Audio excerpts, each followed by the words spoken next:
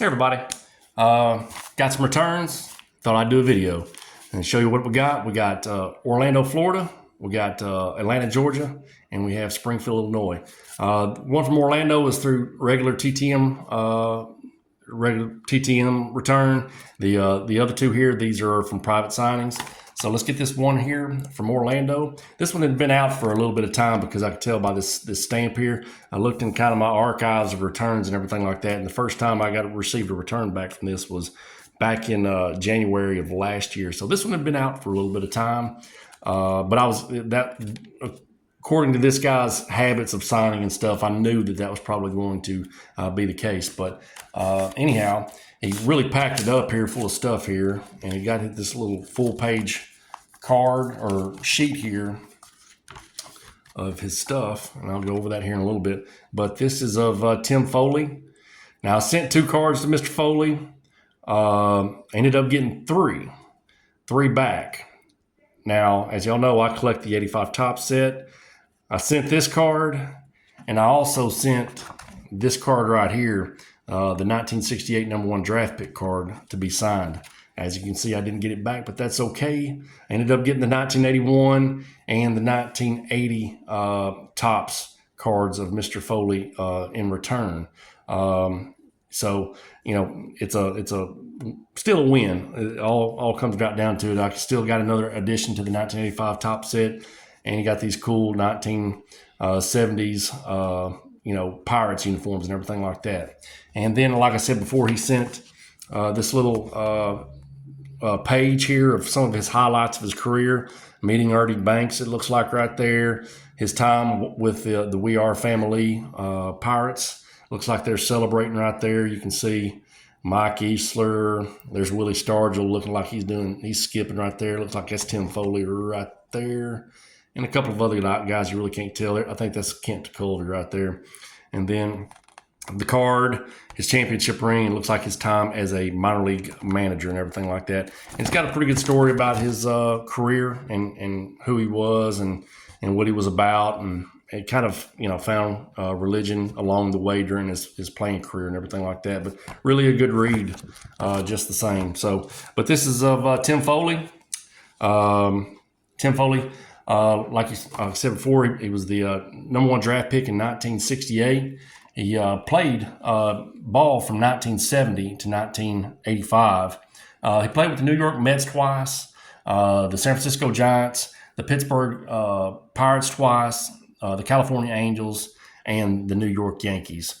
Had a very long career. As you can see, the tinier the print is, it was a very long career. We'll see if we can get that to come into view there.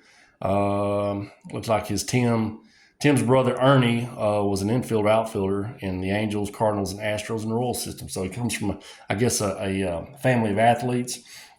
But he had 1,515 career hits with 25 home runs and a career batting average of .251. Mr. Foley was kind of known for being more of a glove man than he was anything to do as far as being a batter or anything like that.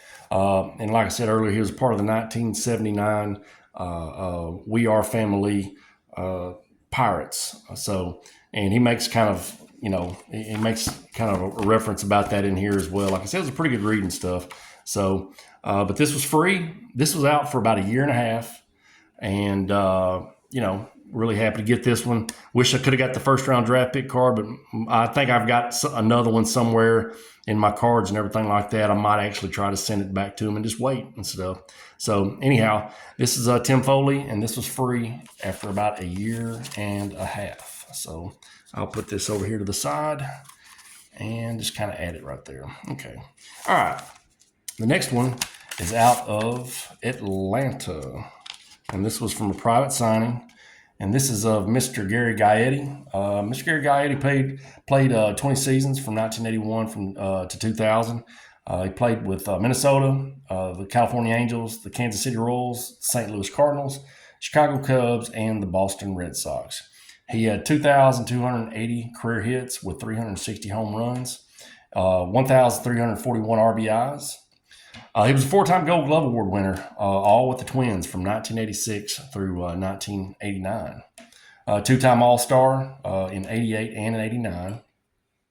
He was the American League Championship Series MVP in 1987 against the Detroit Tigers. They upset the Detroit Tigers, who were heavily favored. And he was also the World Series champ with those same Twins back in 1970 when they upset the St. Louis Cardinals. That 1987 team, I think, really kind of came out of nowhere for baseball and stuff. It was kind of a big surprise, and that probably put the names like Gary Gaetti and Ken Herbeck and Kirby Puckett, gave them prominence a little bit, because you probably never watched or seen any Minnesota ball games prior to that. But Tom Kelly, who was the manager, I guess he got the best out of those players, because 4 years later, in 91, they would end up doing it again and stuff. So, but a lot of those guys from that 87 team were kind of gone, like Gaetti, and I think Frank Viola was gone too as well. So, but anyhow, World Series champion 87, and he was a Silver Slugger Award winner in 1995 with the Kansas City Royals. He's a member of the Minnesota Twins Hall of Fame, and after his playing career, he was a successful coach and manager in the minor leagues. That's a pretty sharp-looking signature there of Mr. Gaetti. Let me see here real quick. I got some information to get off the back. There we go. Let me show you the back. Gary majored in health education in Northwest Missouri State University in Maryville, Missouri. So he was number 1 draft pick there. His nickname was the Rat. I don't know if you've seen any pictures of. He had a kind of a really pronounced nose, a little bit, and I also called him G-Man as well. What's the trivia there? The last National League player to hit over 400 in one season was Bill Terry. I think Bill Terry played for the New York Giants, maybe. I don't know.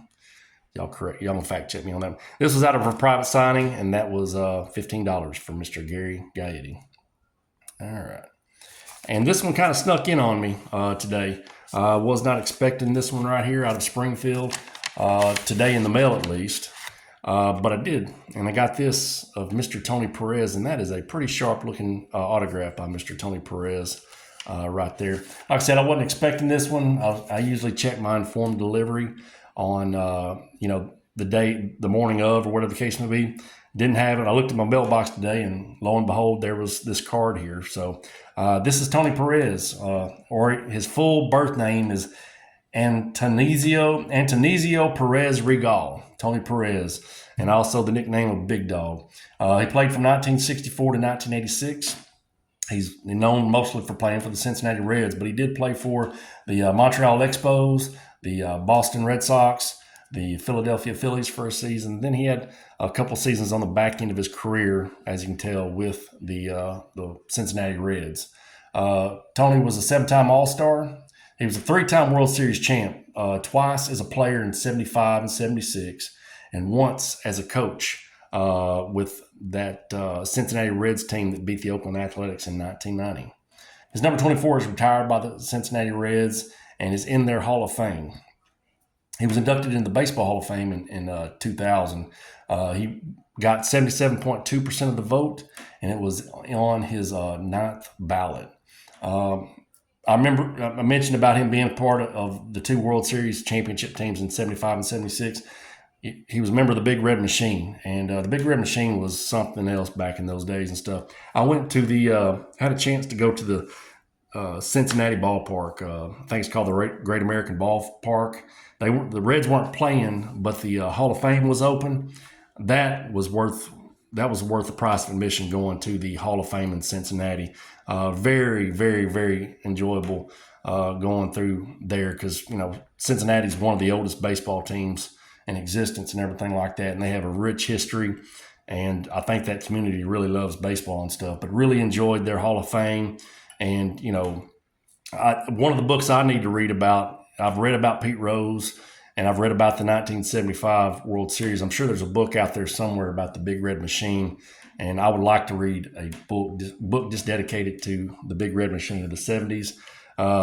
Just kind of name the names: Tony Perez, Joe Morgan, Dave Concepcion, Pete Rose, Johnny Bench, Ken Griffey, George Foster, and Cesar Geronimo. I've read about them quite a bit as far as in other stories and stuff like that, but I like to read the whole thing. And their coach was Sparky Anderson, Hall of Famer Sparky Anderson. So And Tony is 83 years young. So he's got a really good signature for 83 years old right there. So really happy to get this edition of a Hall of Famer and a member of the Big Red Machine. And this one was, this actually cost a little bit. This was $40, I believe. I think this was $40 or $45 for Mr. Perez's signature. I might try to find if I can get Dave Concepcion's. I think Dave had been a little bit ill or something. So if he starts signing again, I may try to seek out Mr. Concepcion and stuff and see if I can get that one in due time as well. So, all right, folks. Well, I got 5 to show you. This puts me at 389, 390, and 391. I think I've got actually 1 or maybe 2 coming in tomorrow. So I'm going to start building for my next video and everything like that. Slowly creeping towards 400's the goal and stuff. So, and we'll see where it goes from there. But you have these things from time to time that happen to you. You have RTSs, return to senders. It's not always, you don't always get returns and stuff. Sometimes you get these as well and stuff. So if I could get this guy, that would be something else, because I saw some guys get a return on him fairly recently after he had some other returns that had been out over 20 years. So I may have to try again for Mr. John Butcher. So anyhow, well, folks, appreciate y'all watching. Hope y'all take care, and I'll have another video for you all at some point in time. All right, talk to y'all later. Bye.